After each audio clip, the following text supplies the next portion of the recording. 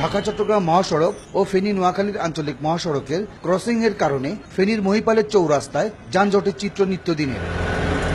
দীর্ঘদিনের এই যানজট নিরসন ও ভবিষ্যৎ পরিকল্পনায় মহিপাল চৌরাস্তায় চলতি বছর শুরু হয়েছে দেশের প্রথম ও একমাত্র 6 লেনের উড়াল সেতুর নির্মাণ কাজ।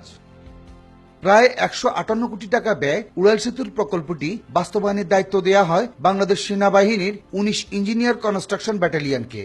প্রকল্প সূত্র জানায়, মোট 1820 মিটার দৈর্ঘ্য ও প্রায় 45 মিটার প্রস্থের প্রকল্পের মধ্যে মূল সেতুটি হবে 370 মিটার দৈর্ঘ্য এবং 10 মিটার সার্ভিস সড়ক সহ 34.62 মিটার প্রস্থ।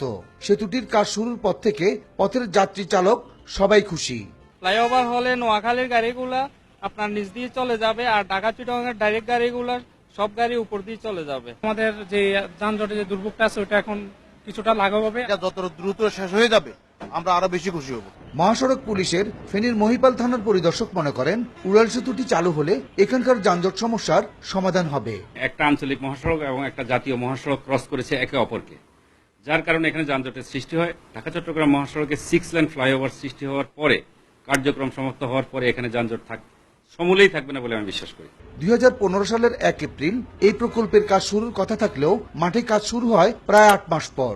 তবে 2018 সালের 30 জুনের শেষ সময়সীমার মধ্যেই কাজ শেষ হবে বলে দাবি প্রকল্প পরিচালকের। আমার যদি আর্থিক বরাদ্দ ঠিক থাকে এবং প্রাকৃতিক কোনো দুর্যোগ যদি সমস্যা না হয়, আশা করি আমরা জুন 2018-র মধ্যে সম্পন্ন করতে পারব।